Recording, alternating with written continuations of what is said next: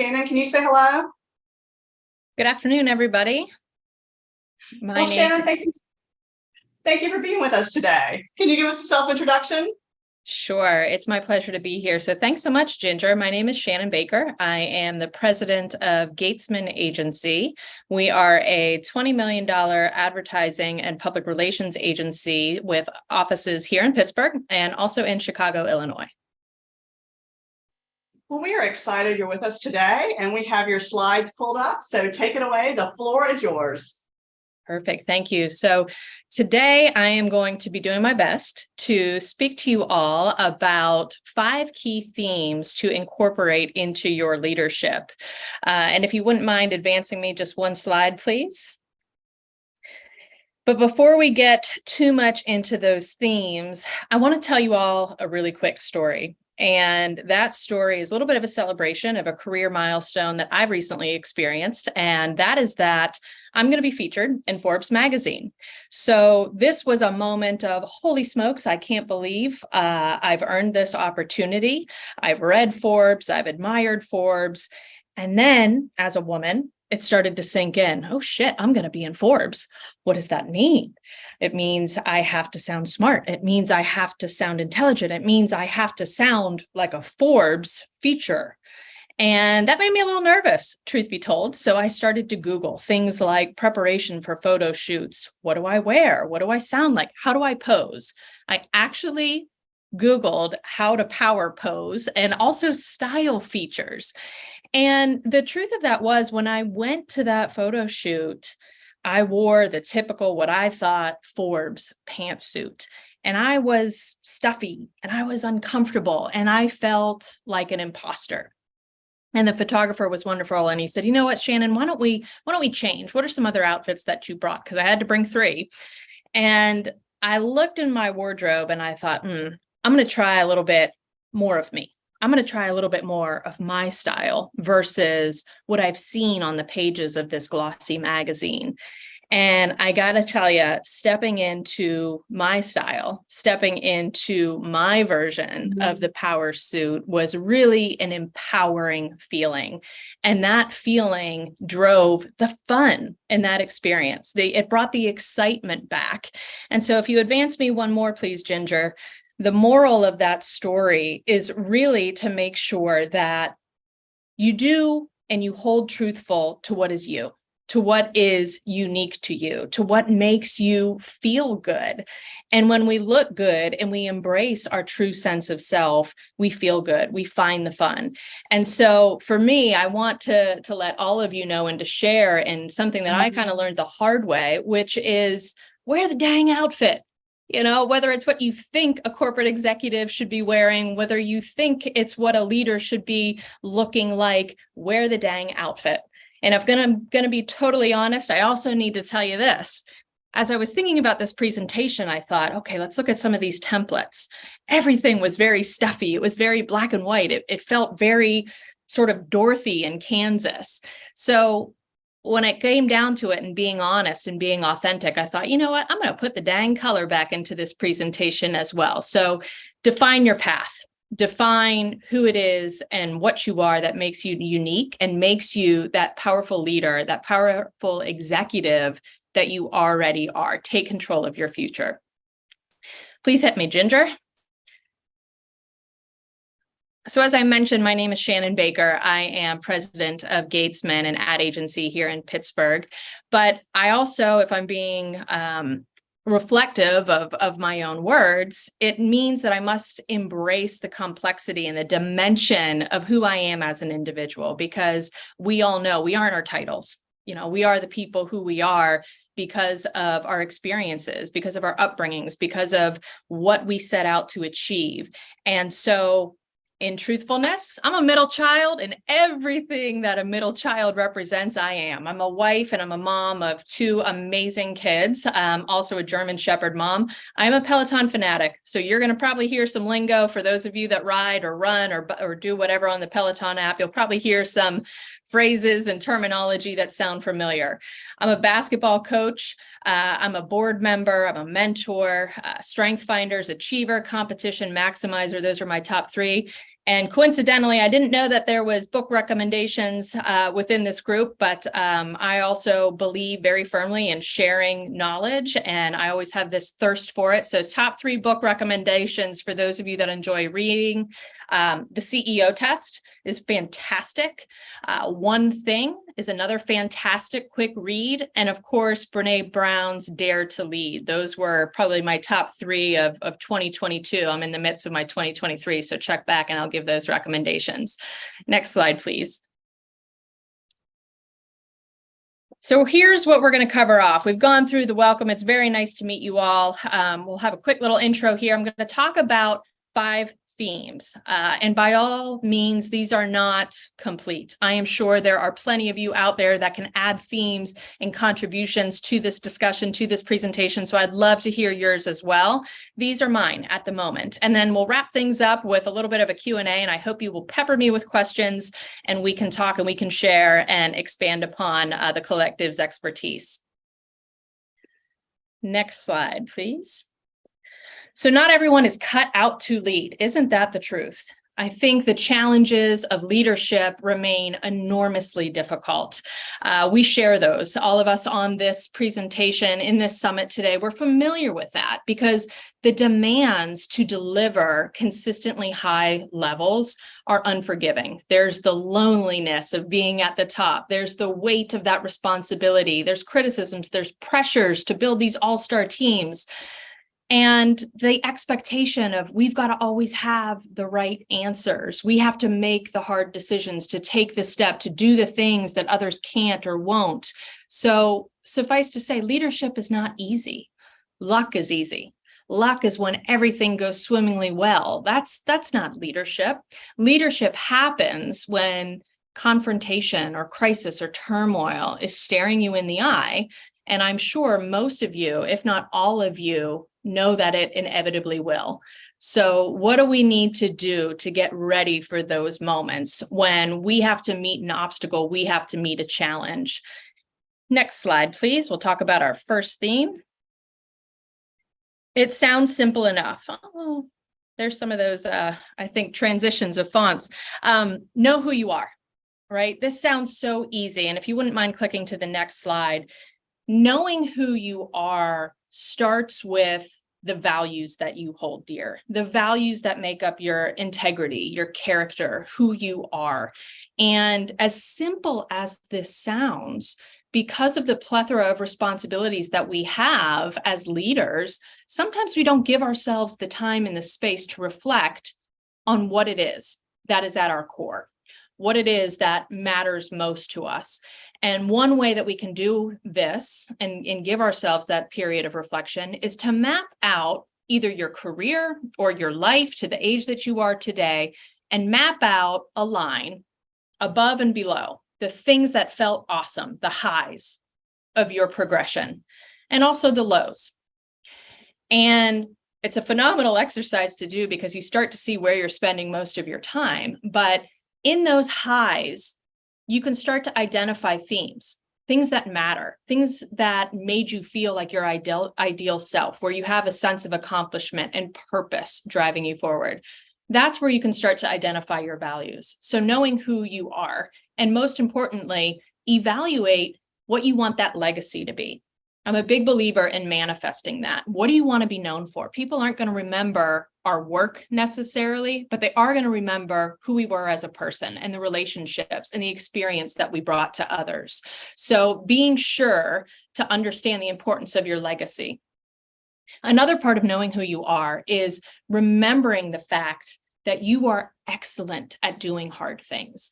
In leadership, we do a lot of hard things, as we just talked about. And so giving yourself the affordability to journal those, to be able to look back and say, man, I didn't think I could do that, but wow, look at what I've accomplished. That should give you the courage to keep plowing forward and being good, continuing to be good at doing hard, because anything worth doing is never going to be easy. You're going to have to push yourself. We all inevitably have those moments in time where we just feel like we're out of sync. Our lives are in flux. So those are the moments that you've got to recognize and come back to those values. Stay true to your core. And if something is off kilter, find the way to get back and to get centered by focusing on those values. And the most important thing about knowing who you are is that you can also give yourselves the permission to change. Who I was at 34 is very different than who I am at 44, right? That 34-year-old, let alone a 24-year-old, is very, very different, right? Who I am in my 40s is different than who I was in my 30s, and that's okay. So just because you have values within a particular decade of your journey doesn't mean that those values have to be the exact same. You don't be rigid about it. Give yourself permission to change your mind, change your being, change your point of view. There's power in that. Those are the ways that you can know who you are. Next slide, please. Theme 2 is expect to win. One more, please. As women, we have a tendency to second guess ourselves. And if you're not one of those women, good on you. Spread that power, spread that good juju to all the other women above, below, and beside you. But if you're like me, you have a tendency to second guess, and you have a tendency to think preparation. You know, we are excellent. It's been proven post-pandemic that we are excellent at leading in crisis, women, because we have the plan. We have that ability to say, okay, I have a plan A, I have a plan B, and maybe I even have a plan C, and I will always be prepared. But my one add to that would be, don't be somebody who just hopes for the best and plans for the worst. I want you to think less about losing. Don't worry about losing. I want you to think about winning. Right? Imagine the power if we focused and channeled all of our energy into, again, manifesting, we're going to win. It's like that scene in A League of Their Own, for anybody who's ever seen that movie where Tom Hanks says to Stillwell, we're going to win at the World Series. That's what I want you to think about. Next slide.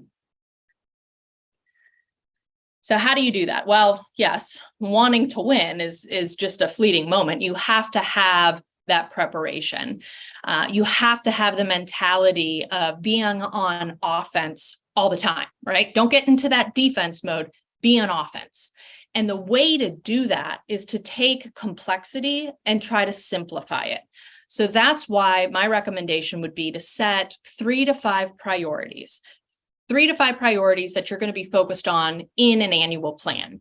If you don't want to make it a priority, make it an outcome that you hope to achieve, right? This is where we want to be, and this is how we're going to get there by focusing on 3 to 5. Then maximize your time, not across everything, but in those key areas where you can have the most impact against those priorities. You have to know the intricacies of your business. You have to ensure that whether you are in advertising and marketing, or you are in retail, or you are a small business owner, whatever your role is, know the intricacies of the business. There should be no surprises at the end. Know your margins, know your key performance indicators. When you get that report card at the end of a quarter, you shouldn't be shocked. You should know and expect what's happening because you know the intricacies of the business. That's part of the preparation to win. The other aspect of this is you can't do it all, because you're focused on maximizing your time where you have the most impact. So one of your priorities must be to create new leaders, to empower people to do more, to be able to make decisions. And in empowering your tribe, think of your role as being threefold. You're either advising, you're either coaching, or you're providing counsel. You are not doing the doing for people. If you have to get in there with consistency and frequency and do the job for team members, they're at the wrong level. You've got to level them up so that you're only advising, coaching, and counseling. In doing so, you're demonstrating the investment and the trust that you're putting in those people, in the creation of new leaders. You're pushing them, but you also have to show you're pushing yourself. Right? You have to be there for them. It is not an advise, coach, and counsel whenever it's convenient for you. It is doing that on the regular with consistency, with intention, and watching them grow. Next slide, please. Third theme, it's hard to say, finding the heart. Next slide, please. So this quote actually comes from a client of mine. I'm not going to name names, but this guy's tough. He's a curmudgeon. He's been around the block. There's not a lot that you can take away from him in terms of his one-liners. If you know, you know. But this is one that stuck with me one day in our office. He said, Shannon, you can't make the strong weak by trying too hard to make the weak strong. So let that soak in for a little bit, because a lot of times as women, we're fixers. We want to help people improve. We want to make them better. But what this is saying is if you are not spending ample time with your strong, with cultivating their talent, with counseling them, with coaching them, and you're putting all your emphasis on the weaker team members, you're actually hurting yourself and your company and your strength, right? So next slide. I cannot express enough the importance of finding the heart in the strong players on your team, right? We're cultivating, we're building leaders. We have to find the heart, find those who, quite frankly, this might be controversial for me to say, but who are your favorites? Who are the people that drive the mission and they drive the vision forward on your behalf? They're doing the doing. They're thinking, they're contributing. They are your power players. Do not undervalue them. Find the heart of your team and embrace the hell out of your personal responsibility to devote time and attention to them, right? Because if you're keeping them engaged and you're keeping them energized, they're going to help spread that mission. Their direct reports are going to watch and admire and try to follow their lead. And that's critically important to the success of your organization. And it enables, when you have allies like that, when you're empowering your tribe, it enables you to mantra out, here's a Peloton for those of you that know it, BYOE, bring your own energy. The corporate workplace has changed drastically. We're in hybrid, we're in full virtual. We still have some organizations that are trying to force everybody back into the 5-day in-office environment, and that can be draining.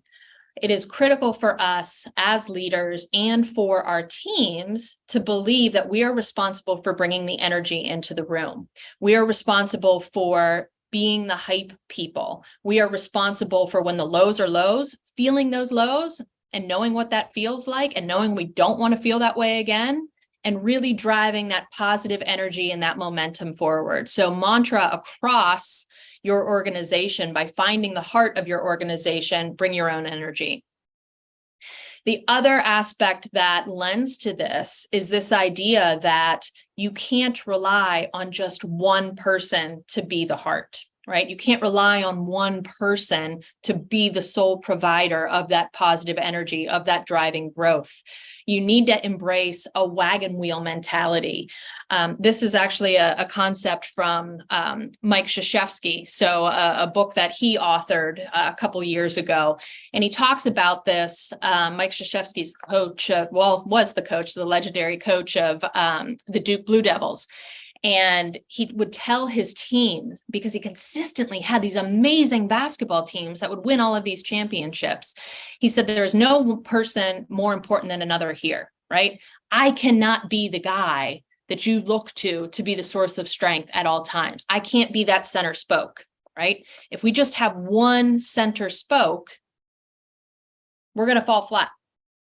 But if we are able to connect that center across and around a wheel, even if one breaks, the wheel's still going to keep moving on, right? That wagon wheel is still going to be churning because it's going to be reliant on the strength of so many other people that are driving it forward. And again, that's what you need to channel when you're finding the heart of your team. That's when you want to make sure that you're really driving the importance of culture, right? Beware of the energy takers. Every organization has them. Every team has them. That's also why that wagon wheel mentality is important, because if somebody's having a crappy day, you can rely on the other people to keep moving you forward, because we're going to have bad days. That's a-okay. That's going to happen.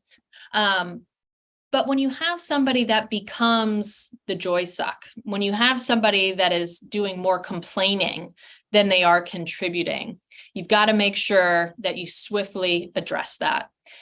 We've all been in that situation. It's challenging. It's the least favorable part of our jobs as leaders, and that is to remove somebody from an organization. But when you have somebody that is sucking the life out of your team, you've got to make a move, and you've got to make a move fast before they poison the rest of the team. One way to do that, again, another idea for you to take back with your teams, is to perform culture audits, right? The idea of getting directly from the workforce how your values are lining up.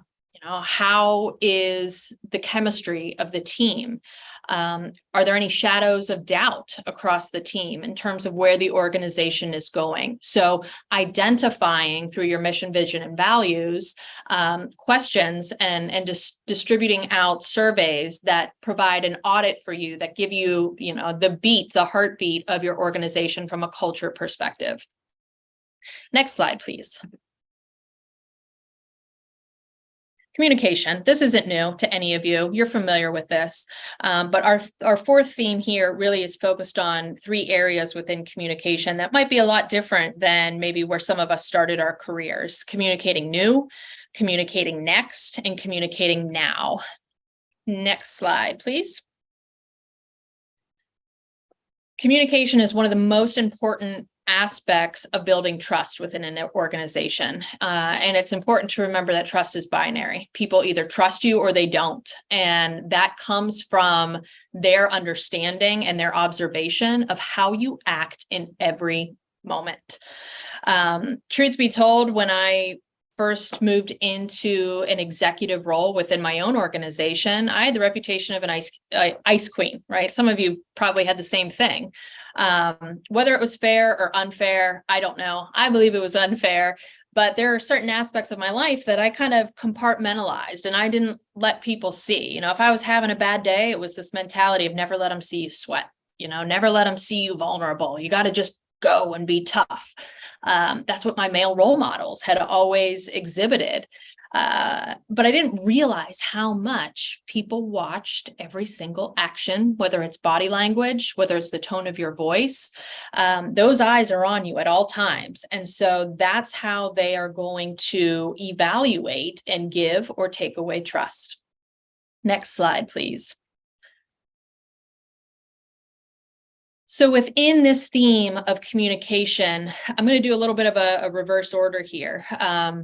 Communication, show up, be consistent, walk the talk, starting with finding the human connection across, in between, from the front to the back, all of your workforce. COVID revealed a lot. I'm sure all of us have shared in very similar experiences and what that was like when we left our offices and we were all working from home.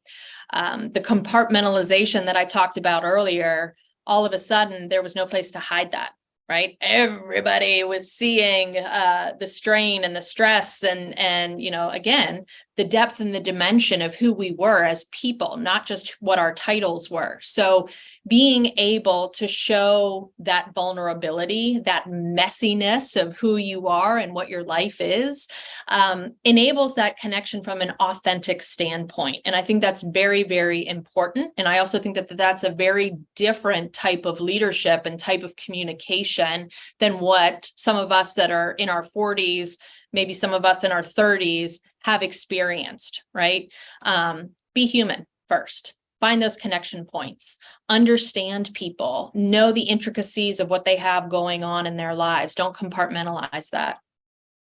The other important thing is to model behaviors that you want others within your organization to demonstrate. A big one is listening to learn versus listening to respond. I'm sure a lot of us have been faced with that, where you can tell somebody's not listening to you. They're just quickly looking to respond, provide their retort to what it is that you're saying or to contribute their thinking. It takes discipline to truly listen. Are we doing it? Are we embracing the notion that we can learn from other people? The other is collaboration to create. So there's so many blurring lines between roles and responsibilities in any organization. So demonstrating and modeling the behavior that you don't have to have all the answers. Sometimes it requires collaboration. The best solutions come from collaborations to create products, to create solutions, to create ideas that are going to move our businesses forward. And then striving for excellence. There was so much emphasis put on perfection for a long period of time. We don't need to be perfect. We just need to make progress. And progress should never be compromising the pursuit of excellence. So strive for excellence within your leadership, within your communication. Being timely and direct. Don't make people guess. The story they tell is very rarely accurate in their own minds. So it's not enough to just provide an annual meeting or a quarterly roundup, or I sent a memo. You got to be out there. You got to be beating the drum. You've got to repeat your vision, your expectations, the information often, and do it in a way that is going to be clear that everybody hears it. Spotlight being a compassionate and clear leader. When there are moments in time that leave people in question, don't wait 2 weeks, don't wait 2 months, barely wait 2 days. You got to go and experiment outside of email. I had a lot of bosses in the past who would say, oh, well, I sent a memo. Didn't you read the memo? People don't always read their email. More and more, we're trying to condense our email inboxes. So look for opportunities and strive to be in person. If you can't be in person for communication, do it in video. And if you can't do it in video, pick up the phone. Try to stay away from email if that's your go-to. Try to be direct with folks. We talk a lot about the importance of trust. Trust is the goal. We want to be honest. We want to be fair. In order to demonstrate trust, you've got to be able to succumb to the idea that we don't have all the answers. Sometimes we need to have that collaboration. And that collaboration doesn't mean everybody's going to just go along to get along. There should be debate. There should be opposing views. That's what makes our work fantastic. That's what makes our leadership admirable, is if we are able to debate a topic or a challenge or a solution and then walk away committed, right? Walk away committed to a course of action, a who's doing what, when, next. That is something that is going to build respect across your teams, is that recognition of you don't have all the answers. Somebody might have a better solution, and that's okay to debate and have a little bit of conflict, but commit and walk away and stride together. Be open about challenges that are happening in your organization. Again, this ties back to don't make people guess, don't make people gossip. Be open about what's happening. You don't have to tell them every single detail, but just acknowledge the things that become common knowledge and what you're doing about them. Lastly, recognizing and demonstrating fairness. That's a part of your character and quality leadership. You need to demonstrate fairness, but fair does not mean equal. Just because you are fair doesn't mean that there's equal distribution across your workforce. And I think that's something that's really important to be able to articulate and also communicate and differentiate in your own mind with your teams as well. Next slide. This is our last theme. I'm probably running hot here on time. Theme 5 is one of my most favorite, and it's one that took me a long time to learn, but the power of it is unparalleled, and that is finding the fun. So next slide, please. Adulting can suck the life out of you. Right? Like, my goodness, the older we get, we think it's going to become easier. It just becomes harder, which is why it's so important that we do hard well. So don't let age, experience, leadership, title suck even more joy out of life. You've got to find the fun, find the joy, find your flow, to make it a part of your culture and to make it matter. The second people see a shadow of a doubt, If they see the stress or feel like you're not having a good time or you're not having energy, again, they're watching everything that we do, our system can become broken, right? So you need to keep that centered. I'm not talking about being goofy and being silly and not getting anything done. I'm saying, again, bring your own energy, find the fun, build these relationships, create the chemistry that make people want to come back, that make people want to work with you, that make people want to be around you. One way to do that is to be intellectually curious, to poke around, to get uncomfortable, show your vulnerabilities, explore things.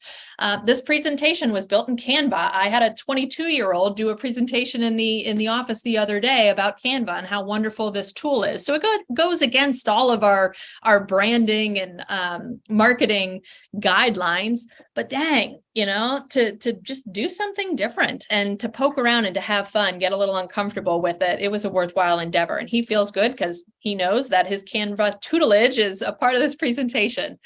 And that came from a workshop that we do here at Gatesman. And the magic of workshops, explorative exercises, speakers that you can bring into your office environments, that fuels momentum in your organization. That is an electricity. The one that I referenced, where Canva was one of the presentation topics, is a 2-day seminar that we do called Demo Day. Demo is demonstration day.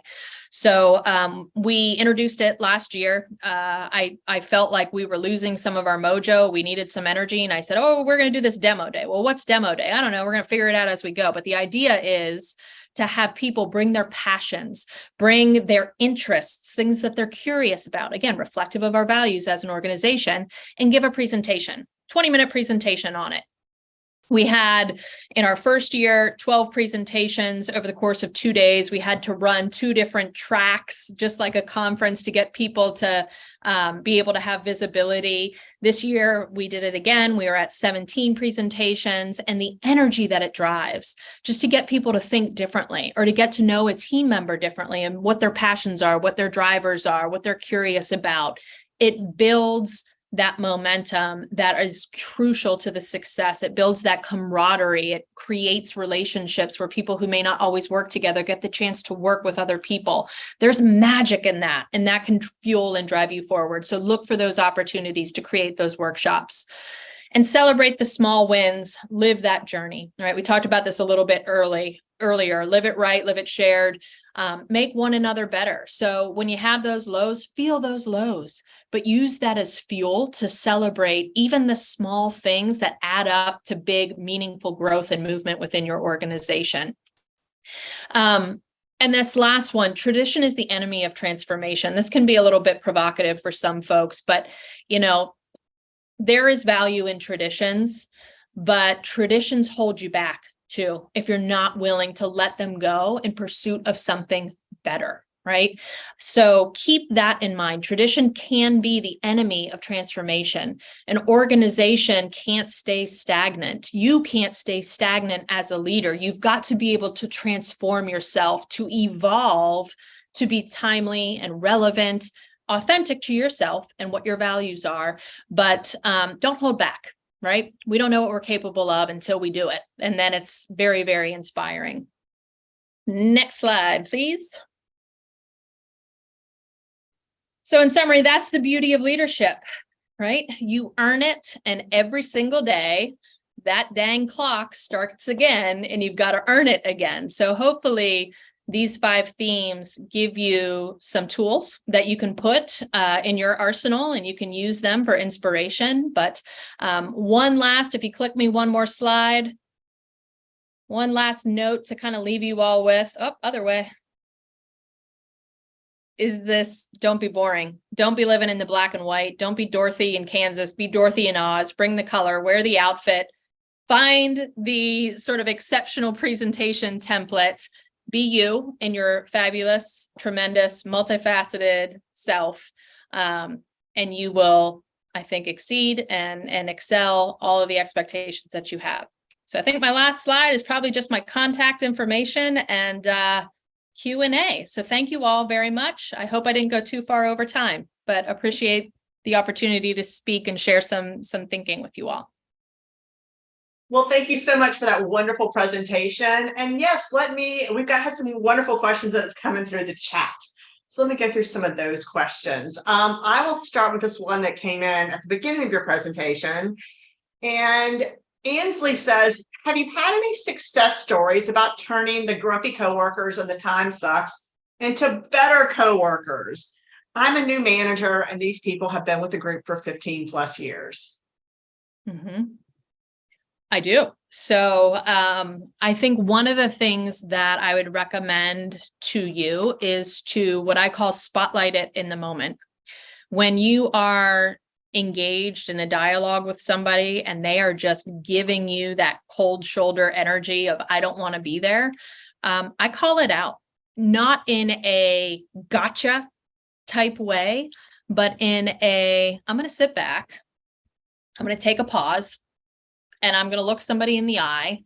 And sometimes that's uncomfortable. It feels a little awkward. As my daughter says, awkward turtle, right? But that silence can be powerful. And then it's coming at it in an empathetic way to say, is everything okay? Is something going on? Because I just feel the energy and, kind of the sadness or the discouragement, or call out that emotion and question it. I just want to make sure you're okay.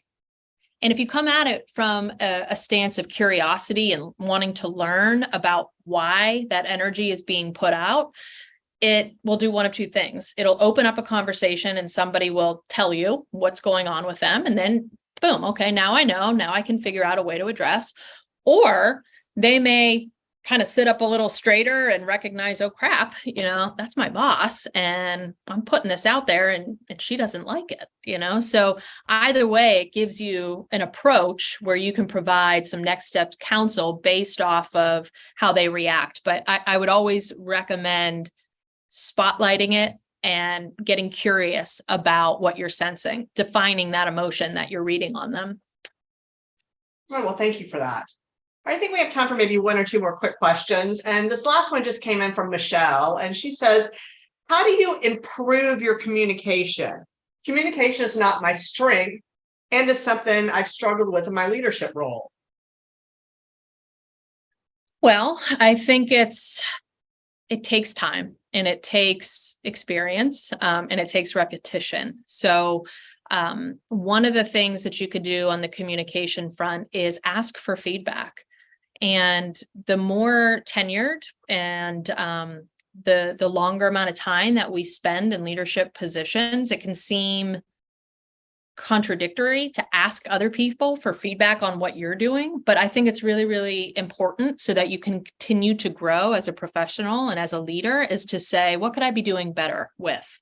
Asking those questions of, whatever it is that you're talking about, understanding, I always say 3 things, right? What are the 3 most important things that I need to get across in my communication? How am I hitting those 3 points? And then you can recap following, whether it's a meeting, an email, whatever that may be, kind of going back to that group and saying, okay, so in summary, these are the 3 most important things I want you to get out of this. Are there any questions about those 3 things? And they may give you feedback that says, well, you didn't really expand upon this, or I have a question about that. Can you tell me more? And you'll slowly start to hone in how you communicate more effectively. But I do think it's repetition and feedback that can give you some clear direction on things that you could be doing better. All right, well, thank you for that. All right, well, I think we'll have one last question, and then we'll ask you just to kind of wrap with this one. And this one says, how have you learned to be authentic without oversharing? I want to share my passion, but I don't want others to think it's taking away from my job. I'm training for the Ironman, and sometimes I swim at lunch. Yeah, I think it's important to find what I call allies at work. There's another really great book called Power Your Tribe. So it's sort of that same concept of who are your people? Who are the people that you can connect with? Who are the people that show an interest in you? And those become your allies. And those are the people that you can talk with freely about, the various aspects of your life, your passions, your pursuits outside of the workplace. And they become champions of you as well. So they'll start to talk to other people about those things. And you may find out, oh, there's somebody else that's training for an Ironman, or maybe it's not an Ironman, because God love you. Holy smokes, that's an incredible accomplishment. Maybe it's somebody who's training for a marathon or their first 5K.